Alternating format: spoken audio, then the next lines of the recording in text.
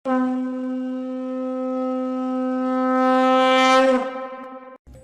मैं कई महत्वपूर्ण दस्तावेज अपने साथ लाया हूं। इन दस्तावेजों को बार बार मैं आपके बीच में रख भी रहा हूं, जिनमें मंदिरों के दमन की पूरी कहानी है। और भारत में मंदिरों के दमन की यह शुरुआत वर्ष 1192 के बाद हुई, जब तराइन की दूसरी लड़ाई में पृथ्वीराज चौहान मोहम्मद गौरी से हार गए थे। मोहम्मद गौरी ने इस लड़ाई को जीतने के बाद दिल्ली सल्तनत की स्थापना की और इसी के बाद मंदिरों को तोड़ने का जो सिलसिला था वो शुरू हो गया। सबसे पहले साल 1192 से 1290 तक गुलाम वंश ने भारत पर शासन किया। ये इतिहास के उन पन्नों को मैं आपके बीच में रख रहा हूं, जिससे आपको पता चलेगा कि किस तरह से शासन पद्धति होती रही और हमारे मंदिरों को बार बार नुकसान पहुंचाया जाता रहा। इसके बाद साल 1290 से 1320 तक खिलजी वंश का शासन रहा और साल 1320 से 1415 तक तुगलक वंश का राज रहा। साल 1415 से 1451 तक सैयद वंश और साल 1451 से 1526 तक लोदी वंश और साल 1526 से 1857 तक मुगलों ने भारत पर शासन किया। और इस दौरान हजारों मंदिरों को तोड़ दिया गया, यानी हजारों जो हिंदू श्रद्धा के केंद्र थे उनको नुकसान पहुंचाया गया।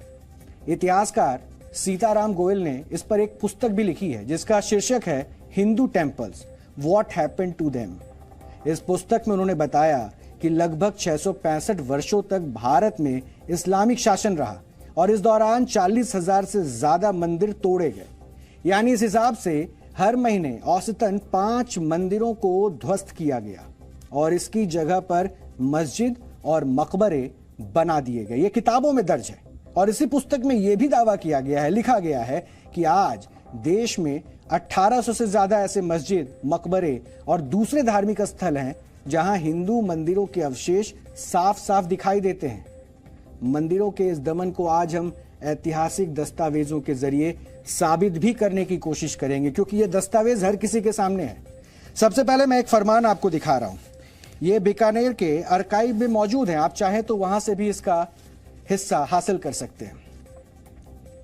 यह फरमान देखिए जो आपके टीवी स्क्रीन पर है, जो 3 सितंबर 1667 को जारी हुआ और उस समय औरंगजेब ने अपने 1000 सैनिकों को दिल्ली में स्थित कालका जी मंदिर तोड़ने का आदेश दे दिया था। यह कालका जी मंदिर तोड़ने का आदेश है और इसका ट्रांसलेशन भी मेरे पास है, जिसको हमने पढ़कर उसके बीच में आपके सामने रखा है। ये वो दस्तावेज है और ये देखिए, ये तमाम ऐसे सबूत हैं जो सबके सामने हैं। इस फरमान के बाद 12 सितंबर 1667 को औरंगजेब का सेनापति उसे सूचित करता है कि जिस मंदिर को तोड़ने का उसे आदेश मिला था उस पर अमल हो चुका है।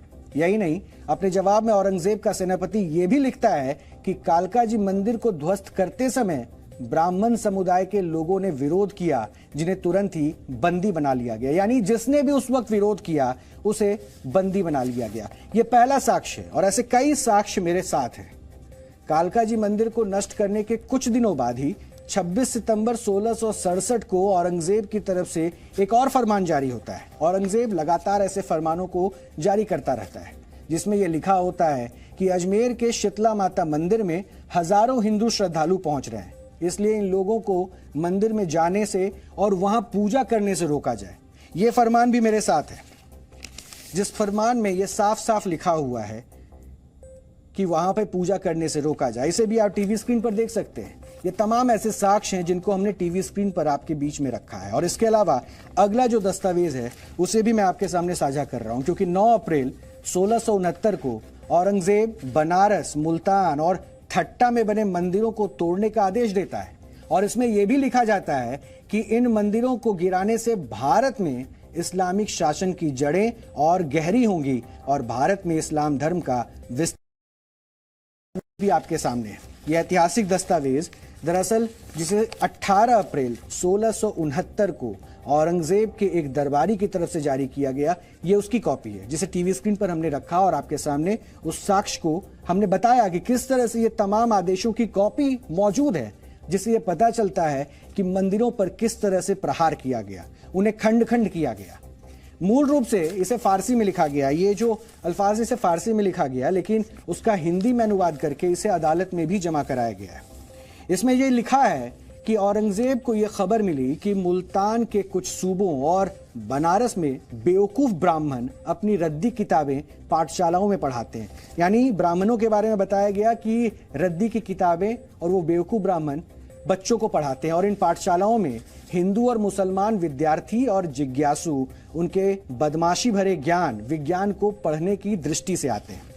धर्म संचालक बादशाह ने यह सुनने के बाद सूबेदारों के नाम ये फरमान जारी किया कि वो अपनी इच्छा से काफिरों के मंदिर और पाठशालाएं गिरा दें। उन्हें इस बात की भी सख्त ताकीद दी गई कि वो सभी तरह के मूर्ति पूजा संबंधित शास्त्रों का पठन पाठन और मूर्ति पूजन भी बंद करा दे। इसके बाद औरंगजेब को यह जानकारी दी जाती है कि उनके आदेश के बाद 2 सितंबर 1669 को काशी विश्वनाथ मंदिर को गिरा दिया गया। यानी एक ऐतिहासिक दस्तावेज खुद इस बात की पुष्टि करता है कि औरंगजेब के आदेश पर ही काशी विश्वनाथ मंदिर को नुकसान पहुंचाया गया था। और इसी तरह 1670 में औरंगजेब द्वारा एक फरमान और जारी किया जाता है जिसमें मथुरा के केशव राय मंदिर को तोड़ने का आदेश दिया गया है। मथुरा के उसी केशव राय मंदिर को जिसके ऊपर आज भी विवाद चल रहा है।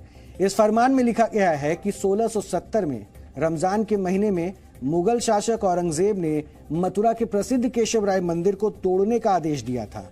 इसे ओरछा के राजा वीर सिंह बुंदेला ने उस जमाने में 33 लाख रुपए में बनवाया था।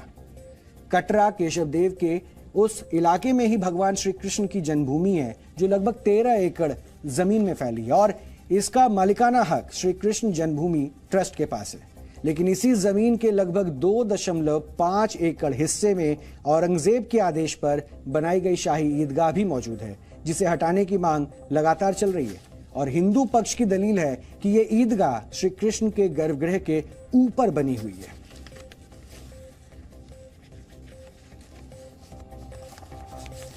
इन फरमानों की पूरी फहरिस्त मेरे साथ है और इन फरमानों को लगातार हम आपको दिखा रहे हैं। ये देखिए, इसी तरह ये फरमान जो है मथुरा के ऊपर जो ये फरमान जारी किया गया, ये फरमान की कॉपी भी मेरे सामने है। और इसी तरह साल 1671 में औरंगजेब उदयपुर के जगन्नाथ राय मंदिर को तोड़ने का फरमान देते हैं और 29 जनवरी 1680 को उदयपुर के 172 मंदिरों को तोड़ने वाले अपने सेनापति हसन अली खान को बहादुर आलमगीर शाही की उपाधि से सम्मानित भी करता है।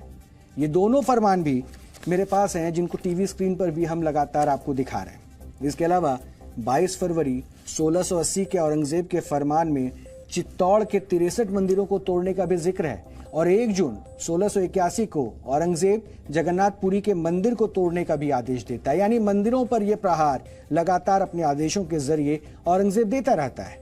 ये दोनों फरमान भी इस समय मैं आपके सामने लेकर आया हूं। इन फरमानों की कॉपी भी मेरे पास मौजूद है और साथ ही साथ इनको हम लगातार हिंदी में अनुवाद करके भी दिखा रहे हैं।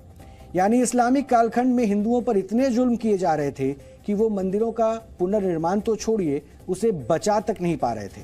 और मंदिरों के विध्वंस के अलावा हिंदुओं से जजिया कर भी वसूला जा रहा था और आतिशबाजी और संगीत पर रोक भी लगाई जा रही थी। ऐसे में हिंदुओं के लिए इस समय तो पुनर्निर्माण करवाने के बारे में सोचना भी गुनाह था। और ब्रिटिश सत्ता भारत में स्थापित होने के बाद हिंदुओं के लिए ये मुश्किलें और भी ज्यादा बड़ी हो गई। ये तमाम दस्तावेज हमने इसलिए दिखाए ताकि आप ये समझ सकें कि कैसे दिल्ली सल्तनत और मुगलों के शासनकाल में हिंदू मंदिरों को निशाना बनाया गया और ये बातें ऐतिहासिक दस्तावेजों से भी साबित